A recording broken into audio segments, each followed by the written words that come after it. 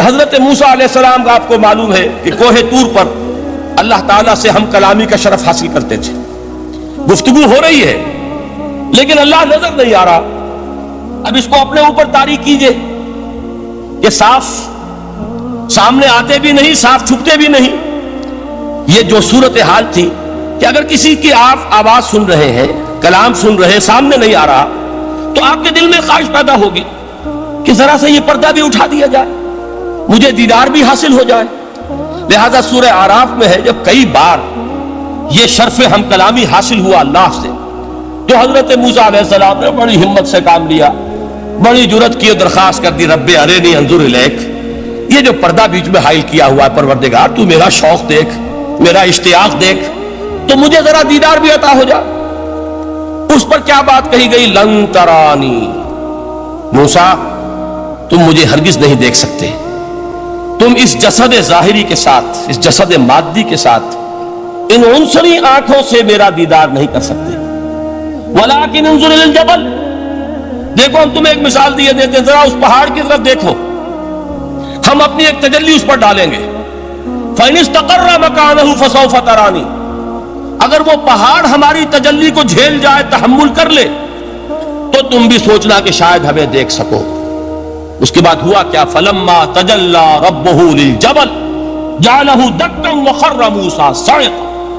جب اللہ تعالیٰ نے پہاڑ پر اپنی ایک تجلی ڈالی تو وہ پہاڑ جو ہے پھٹ گئے.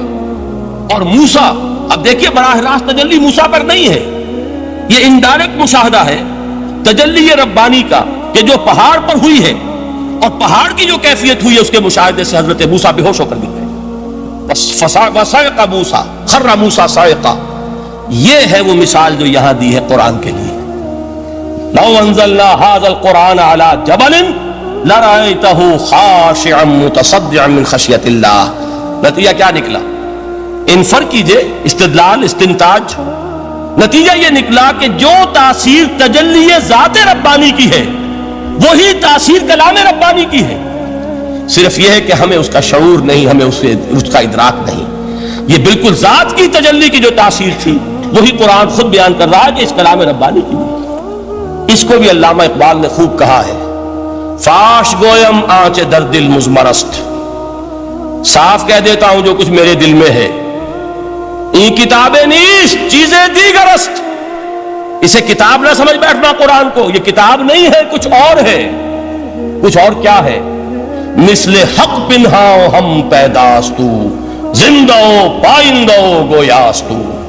یہ تو جیسے اللہ تعالیٰ کی ذات ہے، مثل حق، ذات حق سبحانہ و تعالیٰ کی طرح یہ زندہ ہے، پائندہ ہے. مثل حق، پائندہ گویاستو، یہ جو ہے زندہ ہے، یہ متکلم ہے، کلام نہیں ہے.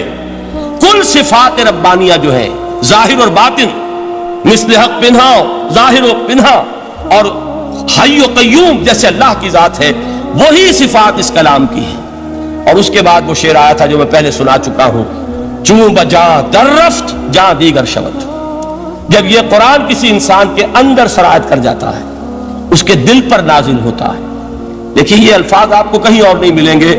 میرے نزدیک جہاں علامہ اقبال اس دور میں قرآن کی عظمت کا سب سے بڑا ثبوت ہے، وہاں عظمت قرآنی کے سب سے زیادہ واقف اور اس کا سب سے زیادہ شعور رکھنے والے بھی علامہ اقبال. یہ الفاظ آپ کو کہیں نہیں مل سکیں گے کہ مثل حق پنہاؤ ہم پیداستو، زندہ پائندہ گویاستو، چوں بجاں در رفت جہاں دیگر شود، جہاں چو دیگر شد جہاں دیگر شود. جب یہ انسانوں کے اندر سرایت کر جاتا ہے، ان کے اندر ایک انقلاب آ جاتا ہے، اور یہ اندر کا انقلاب ہے جو ایک عالمی انقلاب کا پیش خیمہ بنتا ہے. آپ آرڈیننس کے ذریعے سے نمازیں پڑھوائیں گے تو پھر نماز وہی پڑھی جائے گی جو آفس ٹائم میں آئے گی، باقی اور کیوں پڑھیں گے؟ وہ تو آرڈیننس کے ذریعے سے پڑھائی جا رہی ہے. اس کا حشر تو وہ ہوگا جو ہمارے ہاں دیکھا جا چکا ہے. اور اس وقت بھی، اس زمانے میں میں نے یہ سنا ایک جگہ کہ کلاس 4 امپلائیز جو ہیں، وہ شروع میں جب آرڈیننس نافذ ہوا تھا ہمارے ہاں تو دفتروں میں بڑا اہتمام ہوا، آفیسرز نے خاص طور پر بڑے اہتمام سے ظہر کی نماز پڑھنی شروع کی. لیکن مجھے بتایا گیا کہ کلاس 4 امپلائیز جو ہیں ہمارے، یہ ڈرائیورز ہیں، پی اینز ہیں، یہ کھڑے ہنستے رہتے ہیں، شریک نہیں ہوتے. میں نے ان سے کہا وہ اس لیے کہ انہیں معلوم ہے کہ آپ بھی تو یہی پڑھ رہے ہیں صرف نماز، باقی آپ کے ڈرائیور سے اور آپ کے خانسامہ سے یہ بات چھپی ہوئی نہیں ہے کہ عصر آپ نے بھی نہیں پڑھنی، یہ صرف زور ہے جو آپ پڑھ رہے ہیں۔ تو یہ اصل میں اندر کا انقلاب جب تک نہ آئے، باہر کا ٹھوسا ہوا انقلاب وہ تو جب پریشر ہٹ جائے گا تبدیلی ختم ہو جائے گا۔ چوں بجا در رفت جہاں دیگر شود، اندر انقلاب آئے، جب اندر تبدیلی ہو جائے گی اب انسان کا پورا وجود بدلے گا، پھر اس کے اندر سے تبدیلی جو ہے وہ ابھرے گی، اسے کسی خارجی دباؤ کی ضرورت نہیں ہوگی۔ جہاں چو دیگر شد جہاں دیگر شود، اور جب انسانی شخصیتوں کے اندر یہ انقلاب اندر سے آتا ہے تو پھر وہ عالمی انقلاب بنتا ہے، جیسے کہ محمد رسول اللہ کا انقلاب۔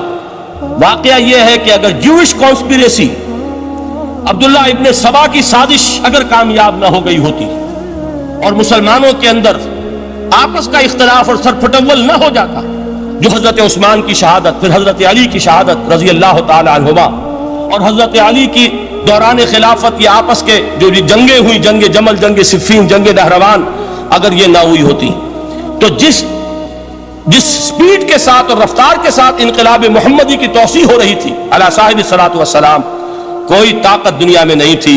اقبال نے اس کا بھی نقشہ کھینچا ہے کہ تھمتا نہ تھا کسی سے سیل رواں ہمارا، وہ سیل رواں تھا، کوئی روکنے والا نہیں تھا۔ انٹرنل سیبوٹاج وہ ہے کہ جس نے اس انقلاب کا راستہ روکا ہے۔ تو واقعہ یہ ہے کہ وہ اندرونی انقلاب حضور نے برپا کیا قرآن کے ذریعے صحابہ میں، اندر سے جو انقلاب تھا اس نے عرب میں ایک انقلاب کی شکل اختیار کی، اور یہ انقلاب جو ہے اتنی اپنے اندر قوت رکھتا تھا، اتنی پوٹینشیلٹی تھی اس کی کہ وہ 20 برس کے اندر اندر کہاں آکسس دریائے جیہوں، کہاں اٹلانٹک، تصور تو کیا تاریخ میں اس سے پہلے اتنی بڑی کوئی مملکت قائم ہوئی نہیں، کہاں یمن اور کہاں ایشیا کوچک، ایشیا مائنر ٹرکی، یہاں سے وہاں اور وہاں سے یہاں، اتنی عظیم مملکت حضرت عثمان رضی اللہ تعالیٰ عنہ کے خلافت میں ہو چکی تھی۔ یہ بات اگر یہ چلتا معاملہ آگے تو کوئی قوت اب نہیں رہی تھی، سلطنت روما ختم ہو چکی تھی، سلطنت کسرا ختم ہو چکی تھی، پختے اڑ گئے تھے، اب کون سی طاقت رہ گئی تھی جو سیلاب کا راستہ روکتی؟ یہ وہ یہودی سازش ہے جس نے اندر سے سیبوٹاج کیا۔ بہرحال یہ ہے انقلاب محمدی کا طریقہ، اندر سے تبدیلی۔ اسی کو علامہ اقبال نے کہا ہے، تیرے ضمیر پہ جب تک نہ ہو نزول کتاب، گرہ کشا ہے نہ راضی نہ صاحب کشاف۔ یہ قرآن اب بھی تم ایسے محسوس کرو کہ جیسے تمہارے دل پر نازل ہو رہا ہے۔ اور مجھے یاد آیا امام ابن قیم رحمۃ اللہ علیہ، ان کا ایک بڑا پیارا جملہ ہے، وہ کہتے ہیں قرآن کے بعض پڑھنے والے ایسے ہیں کہ جب وہ قرآن کو پڑھتے ہیں تو یوں محسوس کرتے ہیں کہ قرآن مصحف میں لکھا ہوا نہیں ہے، ان کے اپنے دل کے اوپر کندہ ہے، دل کے اوپر سے پڑھ رہے ہیں، یعنی اتنی کامل مطابقت وہ محسوس کرتے ہیں، اپنی فطرت، ہیومن نیچر اور قرآن کے اندر اتنی مطابقت ہے، اس طرح وہ ٹیلی کرتے ہیں ایک دوسرے کے ساتھ کہ محسوس ہوتا ہے کہ وہ کتاب ان صفحات میں لکھی ہوئی نہیں ہے بلکہ لوح قلب پر لکھی ہوئی ہے کہ جہاں سے وہ انسان اسے پڑھ رہا ہے۔ تو پہلی بات تو قرآن مجید کی آیت کے حوالے سے اس پہلو سے ہمارے سامنے آئی کہ جو تاثیر ہے ذات ربانی کی تجلی کی، وہی تاثیر ہے اس قرآن مجید کی، بشرطے کہ ہمارے دل جو ہیں وہ کچھ اپنے اندر اس استعداد اور صلاحیت کو پیدا کریں۔ دوسرا مقام ہے سورہ یونس کا۔ اب کسی کلام کی عظمت کا دوسرا پہلو ہو سکتا ہے اس کی افادیت کے اعتبار سے، اس سے فائدہ کیا ہوگا نوع انسانی کے لیے۔ دیکھیے 2 آیات، یہ عظیم خزانے ہیں عظمت قرآن کے۔ سورہ یونس میں یا ایھا الناس، اے لوگو، قد جاءتکم موعظۃ من ربکم وشفاء لما فی الصدور وہدی ورحمۃ للمؤمنین۔ 4 الفاظ نوٹ کر لیجئے۔ اے لوگو، آ گئی ہے تمہارے پاس وہ چیز تمہارے رب کی طرف سے جو موعظہ ہے۔ موعظہ کسے کہتے ہیں؟ نصیحت۔ اس بات کو ذرا سمجھ لیجئے ترتیب کیا ہے۔ نصیحت اسے کہتے ہیں، جی رہا نہیں جا رہا، میں نے اس کی ترتیب بدلی ہوئی ہے۔ مجھے یاد دلایا ایک صاحب نے کہ سورہ رحمان کی ابتدائی آیات کا بیان تو رہ گیا، وہ رہا نہیں، میں نے پڑھا کسی اور ترتیب سے تھا، بیان کسی اور ترتیب سے کر رہا ہوں۔ پڑھنے میں 4، 2 اور 1، اور اب جو میں بیان کر رہا ہوں پہلے 1 آیت سورہ حشر کی جو بیان کی، اب 2 آیات ہے سورہ یونس کی۔ لوگوں، تمہارے پاس آ گئی ہے تمہارے رب کی طرف سے موعظت، اور تمہارے سینوں کے اندر جو روگ ہیں ان کے لیے علاج۔ توجہ کیجئے گا، ہم نے قرآن کو کیا سمجھا ہے؟ صرف ایک मुक़द्दस किताब, एक हुसूल सवाब या इसाल सवाब का आला। कुरान है क्या? नंबर एक मौइज़ा। मौइज़ा किसे कहते हैं? वाज उसे कहते हैं वो बात जिससे दिल नरम हो जाए, दिल के अंदर गुदास पैदा करने वाली शे। वजह क्या है? आला से आला हकीमाना बात किसी से कही जाए, दिल सख्त है, असर नहीं होगा। एक क्रस्ट आ जाता है इंसान के दिल के ऊपर, जैसे कि यहूद के उलमा के बारे में फरमाया गया, सुम्मा क़सत क़ुलूबुकुम फ़हिय कल हिजारत व अशद्दु क़स्वा व इन्न मिनल हिजारति लमा यतफ़ज्जरु मिनहुल अनहार व इन्न मिनहा लमा यहबितु मिन ख़श्यतिल्लाह व इन्न मिनहा लमा यशक़्क़ु फ़यख़रुजु मिनहुल मा। ऐ लोगों, फिर तुम्हारे दिल सख्त होते चले गए, फिर वो पत्थरों के मानंद सख्त हो गए, बल्कि उनसे भी ज्यादा सख्त। इसलिए कि पत्थरों में तो वो भी होते हैं कि जो अल्लाह के खौफ से गिर जाते हैं, पत्थरों में वो भी होते हैं कि जो अल्लाह की खशियत से फट जाते हैं, उनमें से पानी बह निकलता है। पत्थर तो इस तरह के हैं, लेकिन इंसान का दिल जब सख्त हो जाए, जब पत्थर बन जाए, तो कोई शय दुनिया की उसकी सख्ती का मुकाबला नहीं कर सकती। पहले इस सख्ती को नरम करेंगे, जैसे जमीन है चटियल जमीन, उस जमीन के अंदर हल चलेगा तो बारिश जो है फायदा देगी। उसको आप जमीन को नरम करते हैं ताकि वो बारिश को जज्ब करे, वरना चटियल जमीन है सख्त, वो पानी बह जाएगा और वो जमीन के अंदर जज्ब नहीं होगा। तो पहला लफ्ज इस्तेमाल किया मौइज़ा। ये कुरान वाज है, नसीहत है, दिलों को नरम करता है, दिलों पर जो क्रस्ट आ गया है सख्त उसे तोड़ता है, उसमें हल चलाता है। फिर क्या करता है? फिर जब ये जज्ब होता है, शिफाउन लिमा फिस सुदूर, जो सीने के रोग हैं उनके लिए शिफा। अब आप गौर कीजिएगा, अल्लामा इकबाल ने इन्हीं दो एतबारात से मुसलमानों का मरसिया कहा है कि मुसलमानों ने इस कुरान को न मौइज़ा के लिए इस्तेमाल किया और न तज़किया नफ्स के लिए इस्तेमाल किया, बल्कि इसको तो सिर्फ बना लिया है वो जान आसानी से निकालने का नुस्खा या इसाले सवाब का आदत। चुनाचे कहते हैं वास के लिए वाइज़े दस्ता जनो अफसाना बंद। वाइज जो है हमारे दास्ताने कहते हैं, अफसाने कहते हैं, किस्से कहते हैं, लतीफे कहते हैं। मानिए ऊ पस्त तो हरफे ऊ बुलंद, उसके बयान में मानी तो होते हैं बहुत ही घटिया, नीचे के पस्त। अल्फाज का शिको होता है, अल्फाज बहुत ऊंचे होते हैं। अज खतीबो दैलमी गुफ्तारे ऊ बाज़ईफो शाज़ो मुरसल कारे ऊ। सारा वाज़ो नसीहत जो हो रहा है वो ज़ईफ हदीसों के जरिए से, ज़ईफ रिवायात, रिवायात बुखारी की हो, मुस्लिम की हो, तिरमिज़ी की हो, इब्ने माजा की हो। कहाँ खतीब बगदादी और दैलमी, वो किताबें कि जिनकी कोई सनद नहीं है, वहां की रिवायात के जरिए से लोगों को तस्कीर करने की कोशिश कर रहे हैं। बाज़ईफो शाज़ो मुरसल कारेहू, ज़ईफ रिवायात, शाज़ रिवायात, मुरसल रिवायात, जिनका सिलसिला रिवायत मोहम्मद रसूलुल्लाह तक मुत्तसिल नहीं है, इसके जरिए से कर रहे हैं। हालांकि मौइज़ा, सबसे बड़ा मौइज़ा ये कुरान था। कुरान कहता है खुद फज़क्किर बिल कुरान मन यख़ाफ़ु वईद। ऐ मोहम्मद सल्लल्लाहु अलैहि वसल्लम, आप इस कुरान के जरिए नसीहत कीजिए। ये कुरान है जो दिलों की सख्ती को खत्म करेगा, गुदास पैदा करेगा। दूसरी तरफ अल्लामा इकबाल क्या कहते हैं कि जहां तक हमारे यहां जो भी तसव्वुफ के मारूफ हल्के हैं, सूफियाए हक की बात नहीं कह रहा, वहां कव्वाली हो रही होगी तो हाल आ जाएगा। सूफिये पश्मीना पोशे हाल मस्त, अज शराबे नगमे कव्वाल मस्त। कव्वाल से जो कुछ मिल रहा है, हाल आ रहा है, मस्ती आ रही है, कैफ कैफ और सुरूर हासिल हो गया है। सूफिये पश्मीना पोशे हाल मस्त, अज शराबे नगमे कव्वाल मस्त। लेकिन ये कि उसकी महफिल में दरनमी साजत बकुरान महफिलश, उसकी महफिल में कुरान का कहीं गुजर नहीं है। जबकि मोहम्मद रसूलुल्लाह सल्लल्लाहु अलैहि वसल्लम की भी एक महफिल होती थी, महफिल समा। वो महफिल समा क्या थी? हुजूर सहाबा से फरमाइश कर करके कुरान सुनते थे।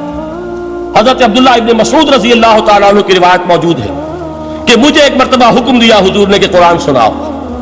मैंने अर्ज़ किया हुजूर आपको सुनाऊं, आप पर तो नाजिल हुआ है।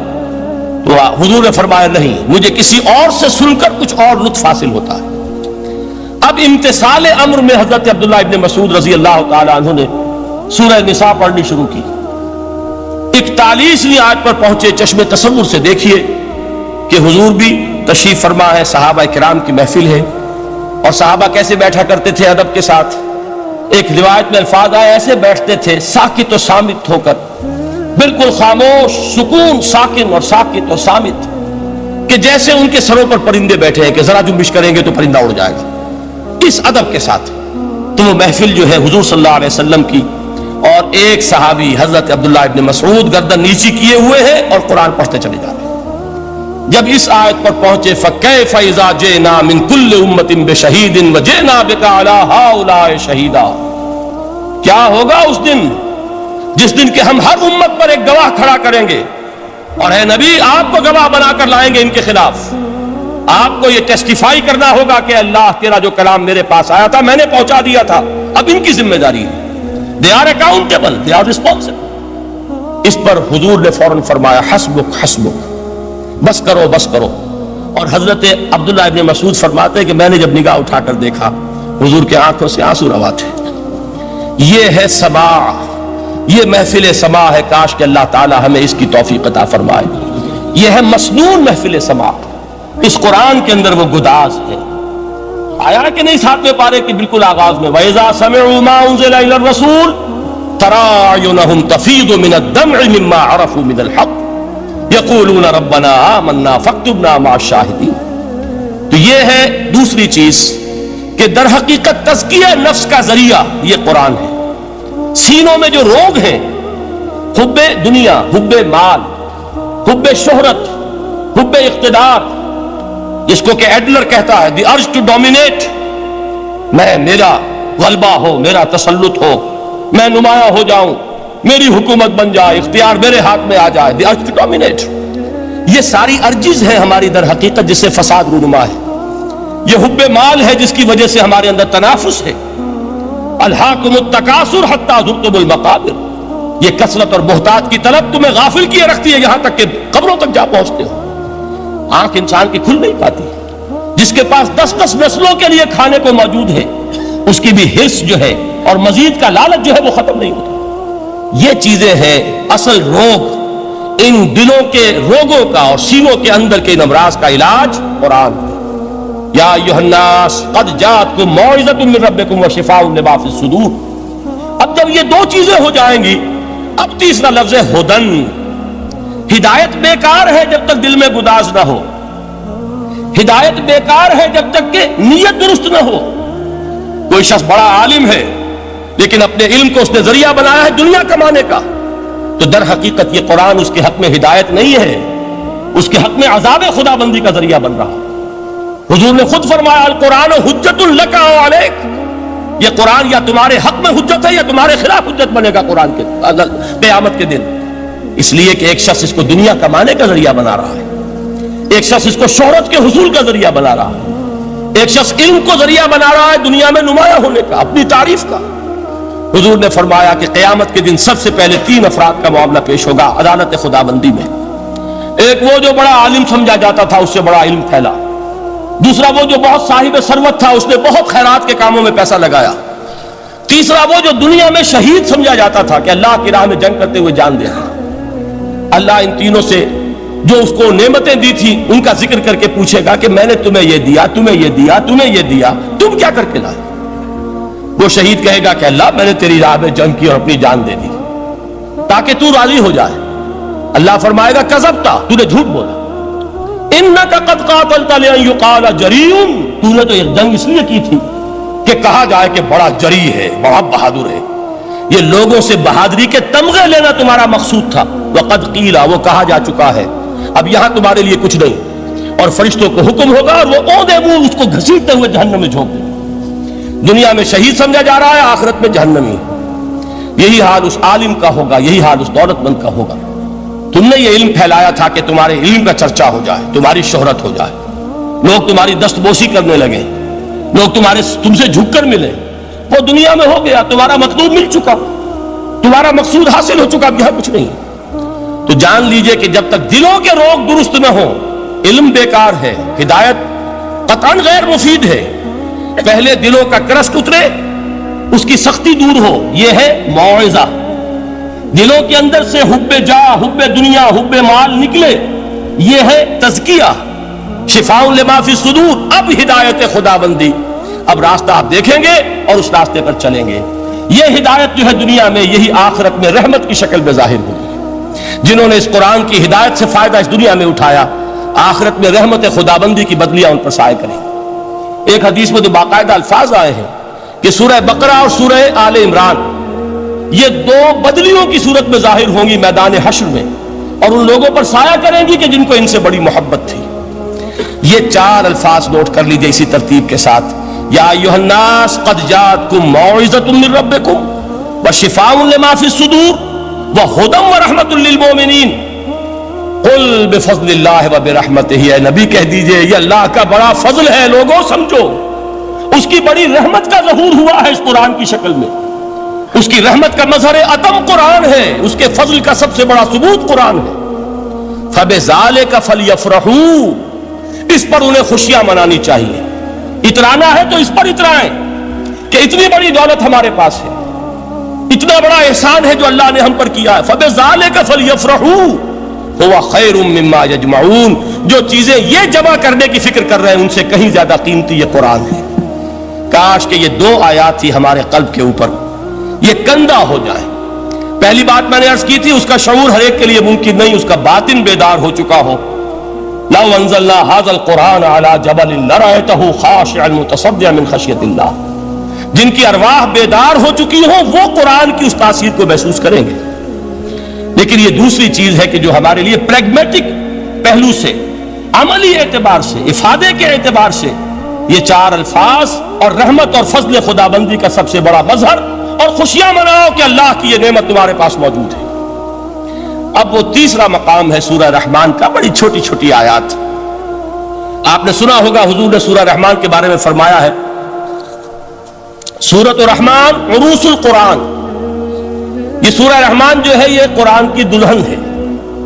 جیسے دلہن کو آپ خوشنما لباس پہناتے ہیں، آراستہ پیراستہ اس کو گہنے اور اس کو زیور پہناتے ہیں، تو جس طریقے سے سجاتے ہیں آپ دلہن کو، اللہ تعالیٰ نے ایک سورت قرآن مجید میں ایسی رکھی ہے سورہ رحمان کہ اسے خوب سجایا ہے۔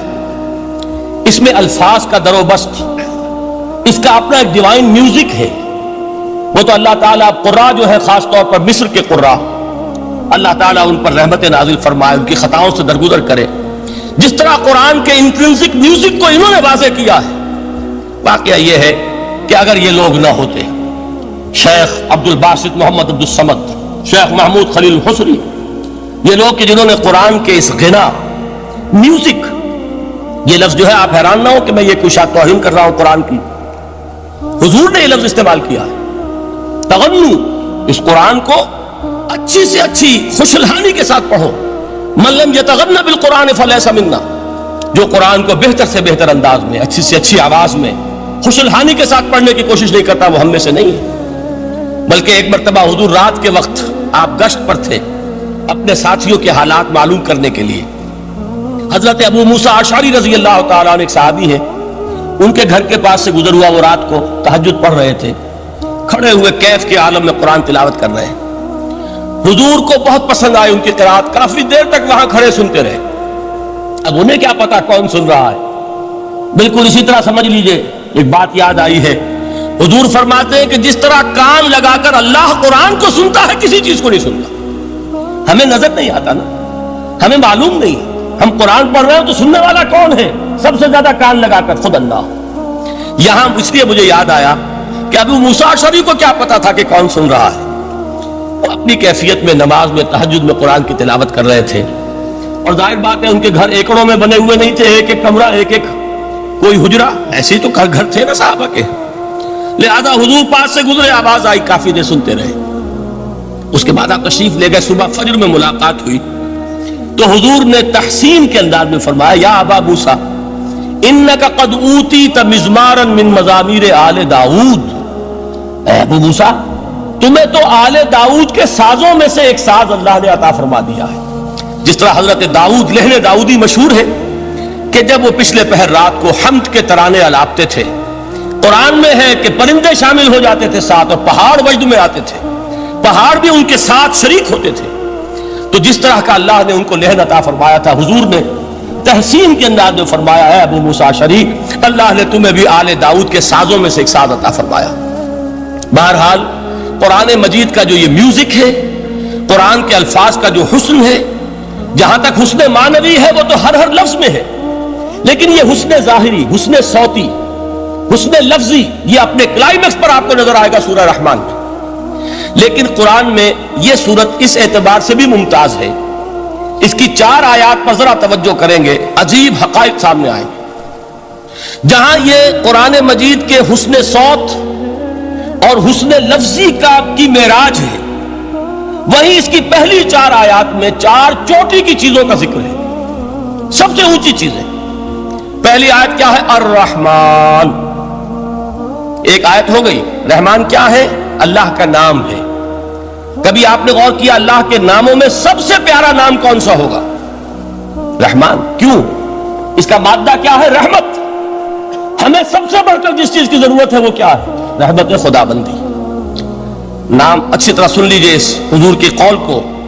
حضور فرماتے کوئی شخص جنت میں مجرد اپنے عمل کی بنیاد پر داخل نہیں ہو سکے گا جب تک کہ رحمت خدا بندی دستگیری نہ کرے۔ کسی صحابی نے بڑی ہمت اور جرأت کا ثبوت دیا کہ پوچھ لیا کیا حضور آپ بھی؟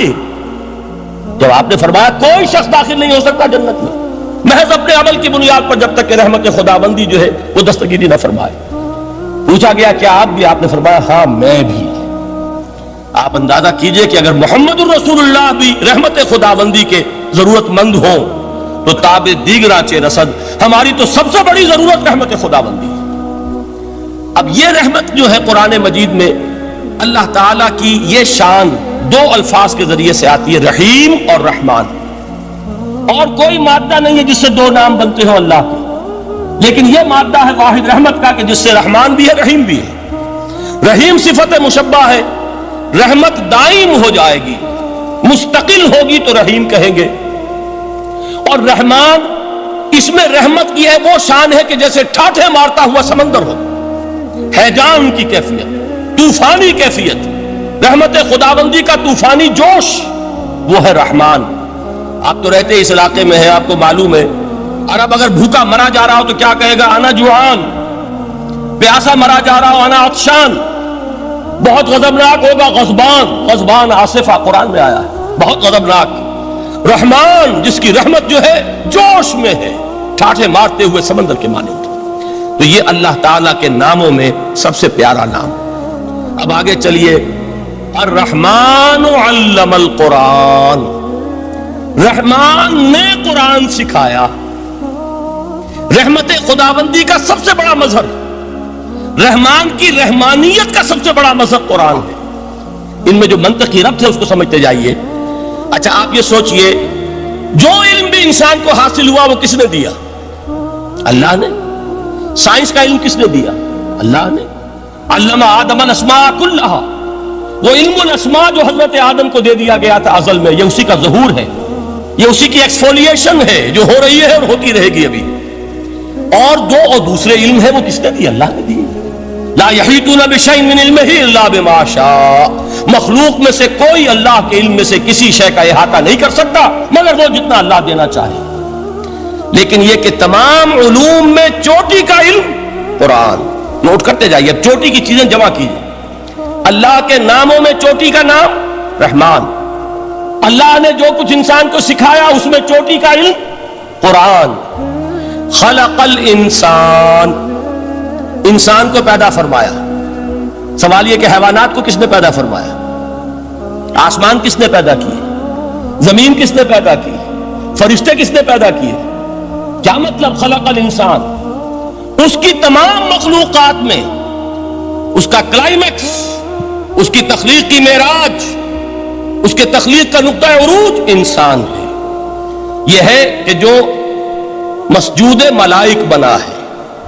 وَلَقَدْ كَرَّمْنَا بَنِي آدَمَ وَحَمَلْنَاهُمْ فِي الْبَرِّ وَالْبَحْرِ وَرَزَقْنَاهُمْ مِنَ الطَّيِّبَاتِ وَفَضَّلْنَاهُمْ عَلَى كَثِيرٍ مِّمَّنْ خَلَقْنَا تَفْضِيلًا۔ تو تخلیق میں سب سے اونچی تخلیق انسان کی، علموں میں سب سے اونچا علم قرآن کا، اللہ کے ناموں میں سب سے اونچا نام رحمان۔ اب آئیے چوتھی چیز، علمہ البیان، انسان کو بیان کی صلاحیت عطا فرمائی۔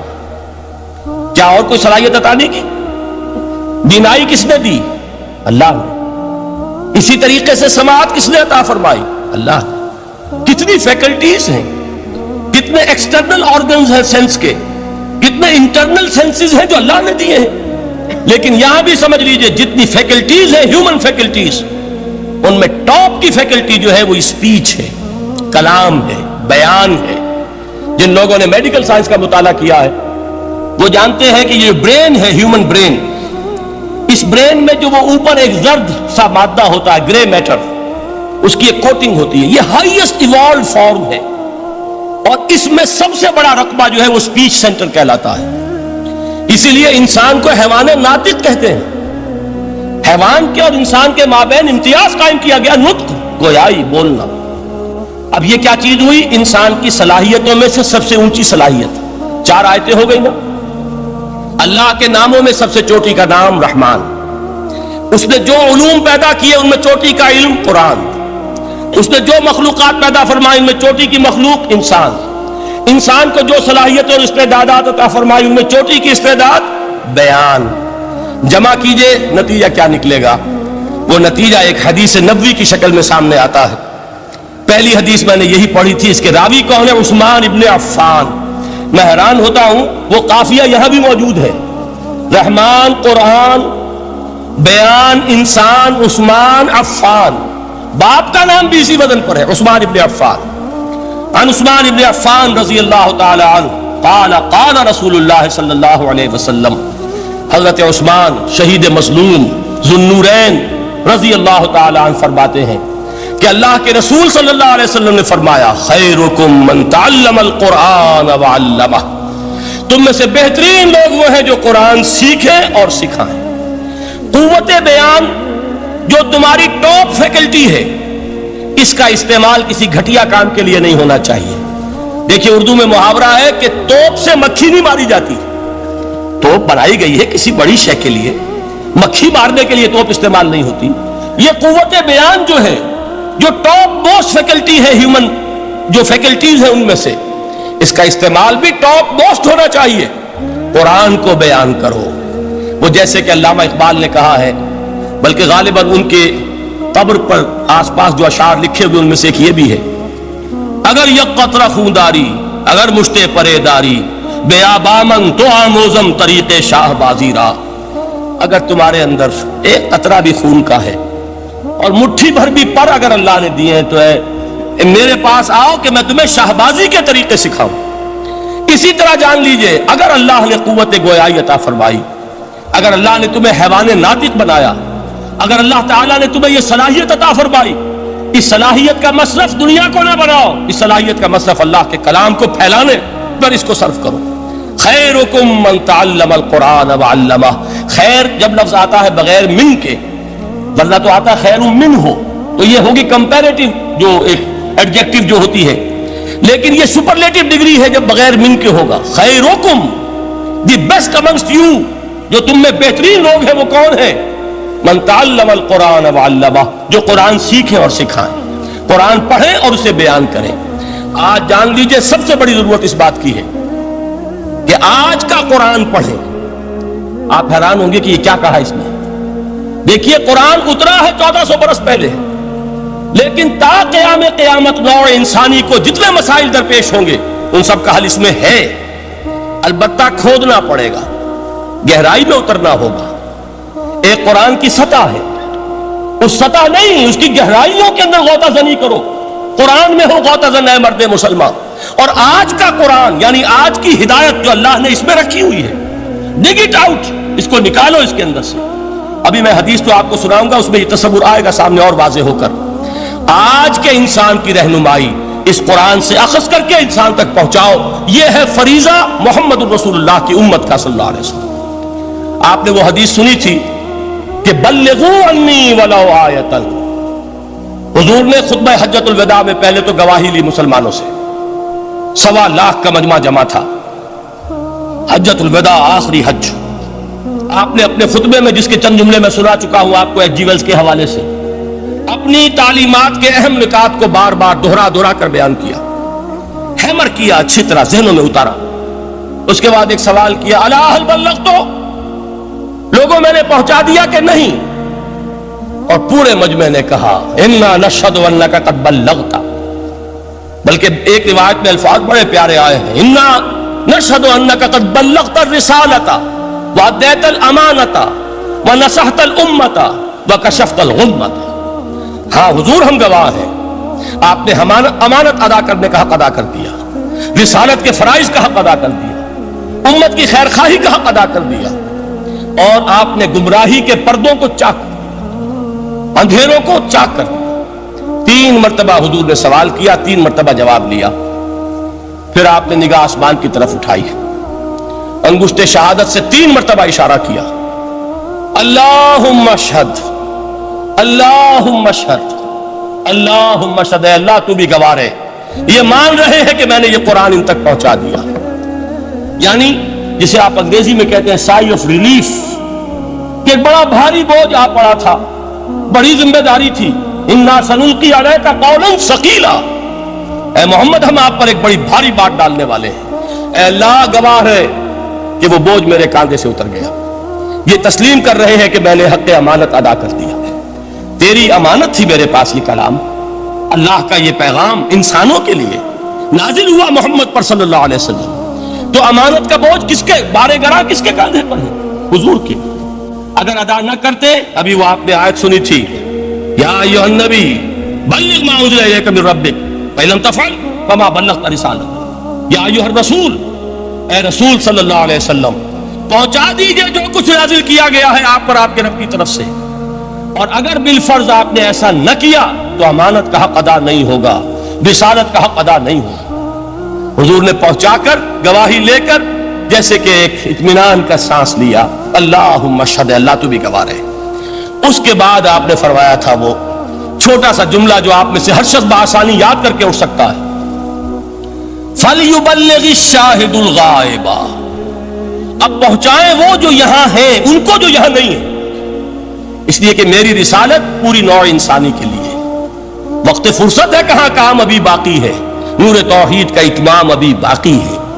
अभी तो हिंद तक ये पैगाम जाना है, चीनियों तक जाना है, अभी यूरोप में इस पैगाम को पहुंचना है। दी अजाने कभी यूरोप के कलीसाओं में, कभी अफ्रीका के तपते हुए सहराओं में। ये कौन करेगा? ऐ उम्मत मोहम्मद, ये जिम्मेदारी अब तुम्हारी है सल्लल्लाहु अलैहि वसल्लम। इसी को आपने मजीद ताकीदन फरमाया, बल्लिगू अन्नी वलाउ आयतन, मेरा कोई उम्मती भी इससे बिल्कुल फारिग न रह जाए, बिल्कुल महरूम न रहे, एक आयत भी पहुंचा सकता हो तो पहुंचाए। ये है वो जिम्मेदारी कि जो इस हदीस की रूह से खैरुकुम मन तअल्लमल कुरान व अल्लमह। एक होता है जिम्मेदारी को एक बोझ की हैसियत से, एक फर्ज की हैसियत से बयान करना, यहां है तशवीक और तरगीब का अंदाज। कौन नहीं चाहता कि मैं बेहतर से बेहतर कैरियर इख्तियार करूं? कौन नहीं चाहता कि मेरी जिंदगी आला से आला हो? कौन नहीं चाहता कि मेरा वक्त जो है उसकी बड़ी से बड़ी कीमत मुझे मिले? काश कि हमें मालूम होता कि कुरान का सीखना और सिखाना कितना आला कैरियर है। काश कि हमें मालूम होता कि कुरान की तबलीग और दावत, इसमें जो लम्हा गुजर रहा है वो कितना कीमती हो गया है, उसका कितना बड़ा जो सवाब अल्लाह के यहां मिलना है। तो खैरुकुम मन तअल्लमल कुरान व अल्लमह, तुम में से बेहतरीन लोग वो हैं जो कुरान सीखे और सिखाएं। दूसरी हदीस हजरत उमर से मरवी है रजी अल्लाह तआला अन्हु। ये पहली रिवायत मुत्तफक़ुन अलैह थी, बुखारी और मुस्लिम दोनों में मौजूद है। दूसरी रिवायत सही मुस्लिम की है। हजरत उमर फरमाते हैं, क़ाला क़ाला रसूलुल्लाह सल्लल्लाहु अलैहि वसल्लम, इन्नल्लाह यरफ़उ बिहाज़ल किताब अक़वामन व यज़अउ बिही आख़रीन। अल्लाह अब इस किताब के जरिए कौमों को उठाएगा और इसी को तर्क करने के बाइस रुसवा कर दे। यह है अब अबदुल आबाद तक के लिए, खास तौर पर मुसलमानों के लिए अल्लाह ताला का यह कानून। इस किताब को लेकर उठेंगे सरबलंद होंगे, इस किताब को पीठ दिखाएंगे जलील कर दिए। ये गोया कि अब उम्मत मुस्लिमा की किस्मत जो है वो तुलेगी इस किताब की मीजान में। इसी में तय होगा कि इनके लिए उरूज हो या जवाल हो। इसी को वो जवाब शिकवा में अल्लामा इकबाल ने सादा तरीन अल्फाज में कहा था, वो जमाने में मुअज़्ज़ज़ थे मुसलमान होकर और तुम खार हुए तारीके कुरान होकर। फारसी में इसी को मफहूम को जो अदा किया है जिस खूबसूरती से, उसका तो जवाब नहीं है कि ऐ मुसलमान खार अज महजूरी कुरान शुदी, तुम जो जलील व खार हो गए हो दुनिया में। एक सवाल शायर ने कभी किया था ना, बड़ा प्यारा सवाल था, है आज क्यों जलील के कल तक न थी पसंद, गुस्ताखी फरिश्ता हमारी जनाब। بڑا پیارا سوال ہے، جواب علامہ اقبال دے رہے ہیں، خار از مہجوری قرآن شدی، قرآن سے لا تعلق ہونے کی بنیاد پر تم ذلیل و رسوا ہوئے، شکوہ سنجے گردش دوراں شدی، گردش دوراں اور گردش فلک اور فلک ناہنجار اور فلک کج رفتار، اس کو خامخواہ گالیاں دے رہے ہو، اس کا خامخواہ شکوہ کر رہے ہو، شکایت کر رہے ہو، یہ تو ہے باد صبائی ہما آوردہ دست، یہ تمہارے اپنے کرتوتوں کی سزا ہے جو تمہیں مل رہی ہے، تم نے قرآن کو پیٹھ دکھائی، تم ذلیل و رسوا کر دیا۔ خار از مہجوری قرآن شدی، شکوہ سنجے گردش دوراں شدی، اے چو شبنم بر زمیں افتندئی، در بغل داری کتاب زندئی، اے وہ قوم جو شبنم کی طرح زمین پر پڑی ہے، اغیار اسے پاؤں تلے روند رہے ہیں، جیسے آپ صبح کو سیر کرنے نکلتے ہیں، سبزے پر پڑی ہوئی شبنم اسے آپ روندتے ہیں اپنے قدموں تلے۔ اے امت محمد، آج تو دنیا کی قوموں کے سامنے اسی طرح پابال ہے، سرنگوں ہے، لیکن ہوش میں آ کہ تیری بغل میں وہ کتاب زندہ موجود ہے، وہ کتاب زندہ جس نے کہ دنیا میں یہی جزیرہ نماء عرب وحشی لوگوں کا مسکن، نہ یہاں علم، نہ یہاں تمدن، نہ یہاں تہذیب، نہ یہاں تنظیم، کوئی ڈسپلن نہیں، کوئی حکومت نہیں، کوئی تہذیب نہیں، کچھ نہیں، تاریکیاں ہی تاریکیاں۔ یہی کتاب تھی جس نے اسے منور کیا، یہی کتاب تھی جس نے دنیا کا امام بنایا، یہی کتاب تھی جس نے دنیا کا معلم بنایا، یہ کتاب تھی جس نے نئے نئے علوم ایجاد کرنے سکھائے، یہ کتاب تھی جس کی بدولت یہی عرب تھے جنہوں نے یونان کے فلسفے اور سائنس کو جو مر چکے تھے انہیں زندہ کیا، ان میں نئی چیزوں کا اضافہ کیا اور اسپین کی یونیورسٹیوں کے ذریعے سے یورپ تک دوبارہ پہنچا دیا۔ یہ وہ کتاب ہے، در بغل داری کتاب زندگی۔ اقبال نے کیسے کیسے شکوے کہے ہیں، اسی قرآن میں ہے اب ترک جہاں کی تعلیم، جس نے مومن کو بنایا مہو پرمی کا امیر۔ اس قرآن کو لے کر مسلمان نکلا ہے، ایک ہاتھ میں قرآن، ایک میں تلوار۔ برا نہ مانیے، قرآن تلوار کا نام بھی آپ اپولوجیٹک انداز میں نہ لیا کریں۔ انقلاب کی تکمیل تلوار سے ہوتی ہے، انقلاب کی تمہید کسی کتاب سے ہوتی ہے، اچھی طرح جان لیجیے۔ کبھی انقلاب صرف کتاب سے نہیں آیا، کتاب سے ذہن بدلتے ہیں، کتاب سے فکر بدلتی ہے، کتاب سے سوچ بدلتی ہے، کتاب سے ایک جماعت تیار ہوتی ہے، ایک قوت تیار ہوتی ہے۔ وہ 313 جو میدان بدر میں تھے وہ قرآن کا اعجاز کا ظہور تھے، لیکن ان کے ہاتھوں میں تلوار آئی ہے، ہم اسے ڈینائی نہیں کریں گے کہ در حقیقت انقلاب محمدی کی تکمیل میں یقیناً تلوار کا حصہ، لیکن یہ تلوار ہاتھ میں لینے والے آتے کہاں سے اگر قرآن کے ذریعے سے محمد الرسول اللہ نے وہ جماعت تیار نہ کی ہوتی، وہ کام کیا ہے، یتلو علیہم آیاتہ ویزکیہم ویعلمہم الکتاب والحکمہ، وہ سارا عمل قرآن کے گرد گھوم رہا جس سے وہ جماعت تیار ہوئی۔ اور پھر اقبال نے اس کو بھی دو جملوں کے اندر ادا کر دیا، ایک شعر کے دو مصرے، با نشہ درویشی در ساز و دمادم زن، چوں پختہ شوی خدرا بر سلطنت جم زن۔ پہلے ہے وہ نشہ درویشی، وہ فقر، وہ صحابہ کرام کے وہ راتوں کو اللہ کے سامنے کھڑے رہنا، وہ تزکیہ نفس، وہ موعظہ قرآنی، وہ تزکیہ جو قرآن کے ذریعے سے ہو رہا تھا 13 برس تک ہوا۔ اب جب ایک جماعت تیار ہو گئی، ایک قوت وجود میں آئی، تو اب اس قوت کو محمد رسول اللہ نے باطل کے نظام پر دے مارا، ٹکرایا۔ بانشہ درویشی در ساز و دمادم زن، چوں پختہ شوی خدرا بر سلطنت جم زن۔ تبھی وہ انقلاب آیا، جاء الحق وزہق الباطل ان الباطل کان زہوقا۔ تو اللہ تعالیٰ اس کتاب کو اب میزان بنا چکے ہیں، وبالحق انزلناہ وبالحق نزل، یہ قرآن حق کے ساتھ نازل ہوا ہے، فیصلہ کن کتاب ہے۔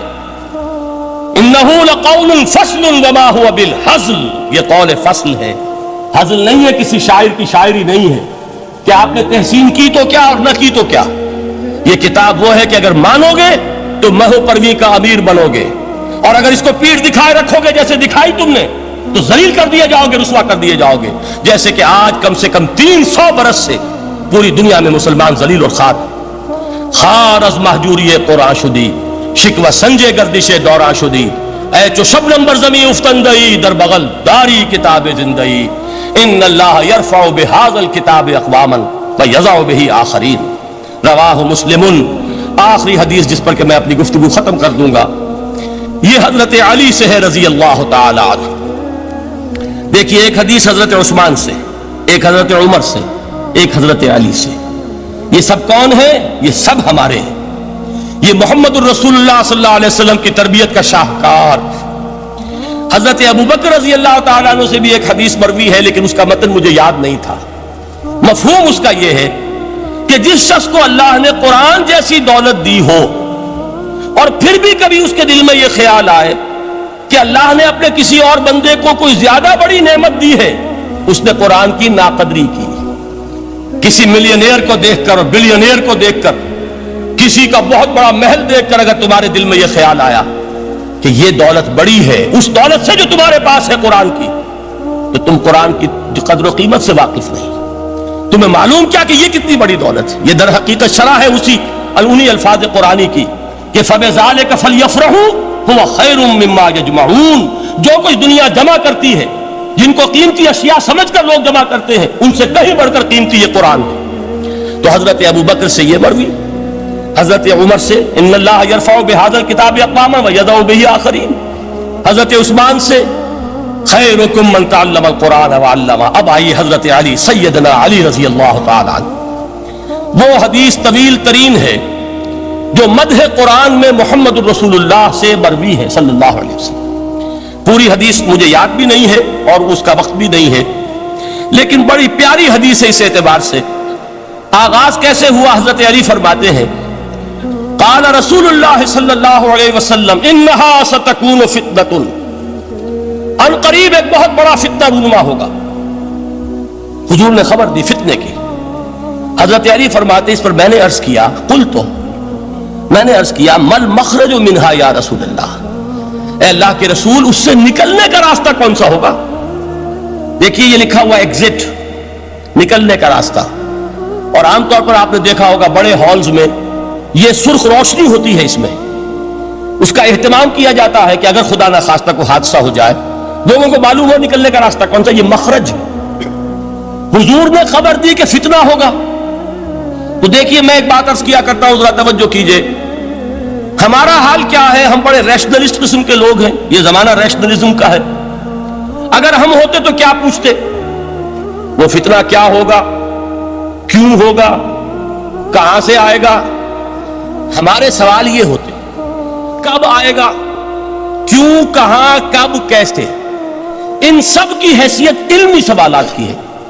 بھائی کب آئے گا ایک علم ہے، کیسے آئے گا علم ہے، کہاں سے آئے گا علم ہے.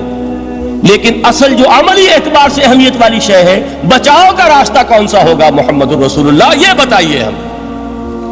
مل مخرج منہا یا رسول اللہ. حضرت علی نے یہ نہیں پوچھا فتنہ کیا ہوگا، کہاں سے آئے گا حضور، کیوں آ جائے گا، کب آ جائے گا. نہیں، مل مخرج منہا یا رسول اللہ، اے اللہ کے رسول یہ بتائیے کہ جب وہ فتنہ رونما ہوگا تو نکلنے کا راستہ کون سا. اس کا جواب ہے، ارشاد فرمایا محمد رسول اللہ نے، کتاب اللہ، اللہ کی کتاب ہے وہ مخرج. یہ کتاب ہے کہ جس کو تھامو گے تو فتنوں سے محفوظ رہو گے.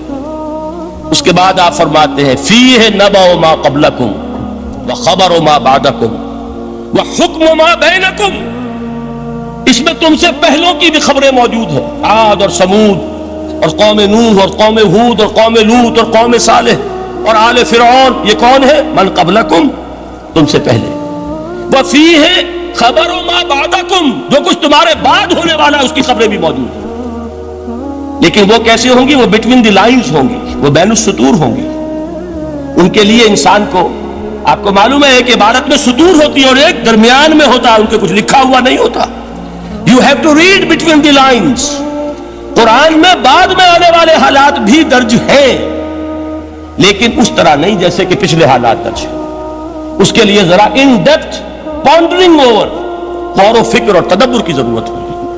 وحکم ما بینکم، اور جتنے اختلافات تمہارے اندر پیدا ہوں گے تا قیام قیامت، ان سب کا فیصلہ بھی اس کتاب میں موجود ہے. وَهُوَ حَبْلُ اللَّهِ الْمَتِينُ وَهُوَ الذِّكْرُ الْحَكِيمُ.